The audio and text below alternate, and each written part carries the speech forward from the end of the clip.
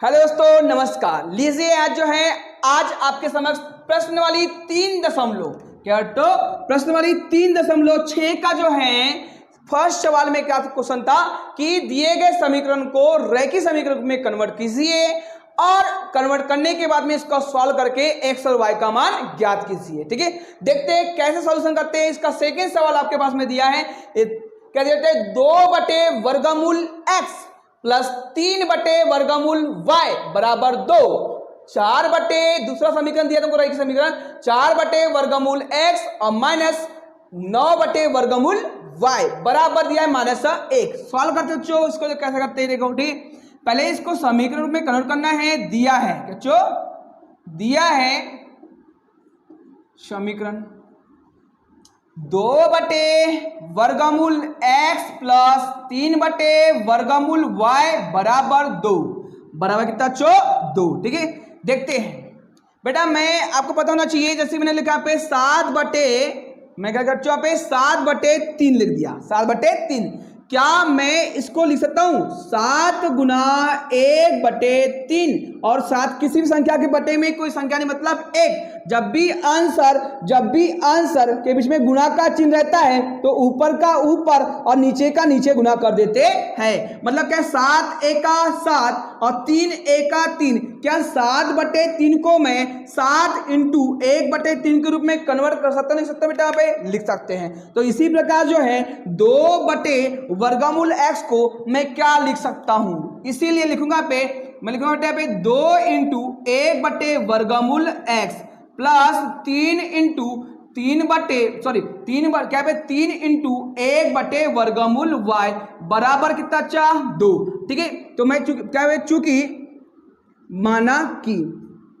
मान लेते हैं 1/वर्गमूल x को मैंने मान लिया a मान लिया, तथा एंड मान लिया बेटा पे 1/वर्गमूल y जहां भी लिखा होगा उसके स्थान में मान लेंगे कि हम लोग b मान लिए बच्चों। ठीक है, अब कुछ नहीं करना है, a और b का जो है इनके स्थान पे मान देना है। तो इसीलिए ये समीकरण बन जाएगा 2a 1/वर्गमूल x के स्थान पे a रख दिए प्लस तो प्लस, फिर क्या पे 3 क्या 1/वर्गमूल y मतलब बेटा b बराबर कितना पे 2। इक्वेशन नंबर बन गया बच्चा क्या ये फर्स्ट। ठीक है,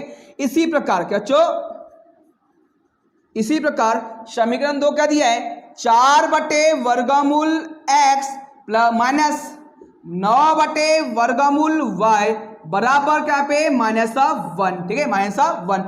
फिर से वही करना है बेटो, लिखेंगे। इसलिए मैं बोल दूंगा पे कि 4 इंटू 1/वर्गमूल x माइनस 9 इंटू 1/वर्गमूल y बराबर -1। जहां भी 1/वर्गमूल x लिखा है उसके स्थान पे 1 और जहां भी 1/वर्गमूल y लिखा है उसके स्थान पे b रख देंगे। ठीक है दोस्तों, देखते हैं तो करते बेटा पे 4a माइनस 9b बराबर -1। समीकरण नंबर बन गया बच्चों ये क्या 2।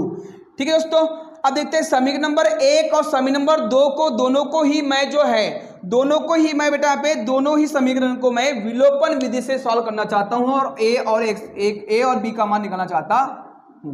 अब a और b का मान निकल जाएगा तो फिर x और y का भी मान निकलना तय है। ठीक है, विलोपन विधि से।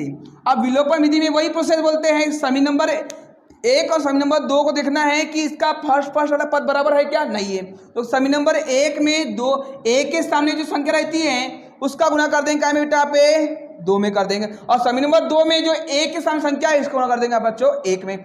लिखेंगे यहाँ पे क्या समीकरण नंबर 1 में 4 का तथा समीकरण नंबर 2 में 2 का गुना करके घटाने पर तो बेटा करते हैं हम लोग। 4 का गुना 2 से होगा, 4 दूनी 8, a है तो a प्लस है तो प्लस, 4 तिया 12 और b है तो b बराबर है तो बराबर, 4 दूनी 8। ये बन गया आपका गुना करने के बाद समीकरण। अब 2 का करेंगे 2 चौके 8, a है तो a, ऋण है तो ऋण, तो क्या 2 9 18, अरे 2 9 18, b है तो b। अब 2 का गुना -1 से तो माइनस कितना पे 2 1 2।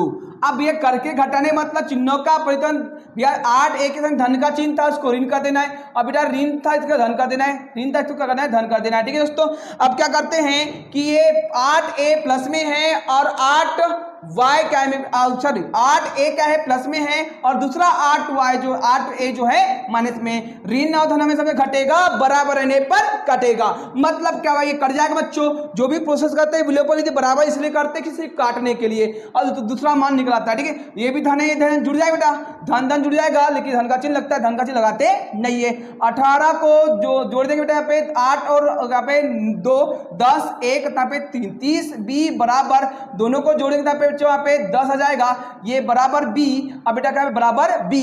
अब क्या करेंगे हम लोग यहाँ पे b क्या बेटा b के स्थान पे b के गुणा में है 30 उसके बटे में आ जाएगा, मतलब 10 के बटे में 30 आ जाएगा, एक शून्य से एक शून्य कैसे हो जाएगा, तो b बराबर कितना बेटा पे, अरे b बराबर 1/3 आ गया। अरे b का मान कितना बच्चों 1/3 आ गया। अब क्या करेंगे हम लोग यहाँ पे b का मान, क्या b का मान समीकरण नंबर b का मान समीकरण नंबर 1 में रखने पर, चूंकि समीकरण नंबर 1 क्या दिया बच्चों, समीकरण नंबर 1 दिया बच्चों 2a प्लस 3b बराबर 2, इसीलिए 2a प्लस 3 और बेटा क्या करना है b के स्थान पे 1/3 का प्रयोग करना है, बराबर कितना पे दिया है 3 से 3 यहाँ पे कैंसिल हो जाएगा, तो 2a plus 1 is equal to 2, यहाँ कैंसिल आउट होने के बाद में एक बच्चा बच्चों बेटा क्या पे ये चर राशि एक तरफ 85 एक तरफ करना है, तो 2a जहां के वहां रहेगा 1 को जो पसंद करेंगे 2 - 1 मतलब बेटा 2 के गुना में घटेगा, अरे घटने पे बचेगा कितना पे 1 बचेगा, ये a के गुना में है क्या 2 तो इसके बटे, तो a का मान कितना पे 1/2, अरे a का मान कितना प्राप्त हुआ 1/2। अब बेटा हमने चूंकि हमने माने क्या थे जगह ना होने का नहीं तरह बेटा, ठीक है क्या होता देखो। अब बेटा हमने सॉल्व करने पर a का मान पता किए b का, लेकिन हमें सॉल्व में क्या कर रहा है x और y दिया है, तो हमें x और y का ही मान निकालना होता है। ठीक है, एक्चुअली में हमने जो माने थे अब दे दो उसको। ठीक है, चूंकि अब जानते हैं चूंकि 1/वर्गमूल x को हमने माने थे a, और a का मान कितना प्राप्त हुआ बच्चों, अरे a का मान कितना प्राप्त हुआ बच्चों, a का मान हुआ 1/2, रख देंगे उसके स्थान पे। अब क्या आंसर क्रॉस मल्टीप्लाई करेंगे, जैसे ही क्रॉस मल्टीप्लाई करते वर्गमूल x का गुना 1 से तो वर्गमूल x ही होगा, और 2 का मल्टीप्लाई 1 से तो 2 ही होगा।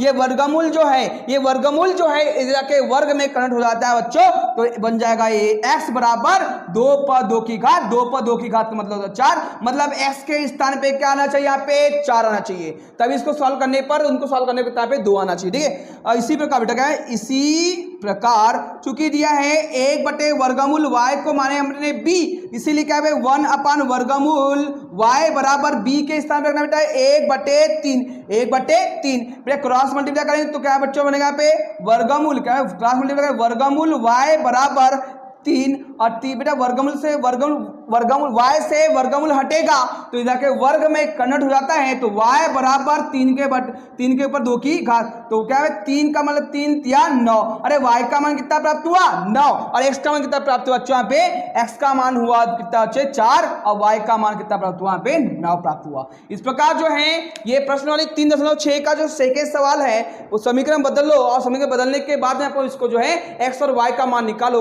इसका सेकेंड सवाल हमारे यहाँ पे कंप्लीट होता है। मिलते हैं बच्चों नेक्स्ट वीडियो में जो है थर्ड सवाल लेके आएंगे। धन्यवाद दोस्तों।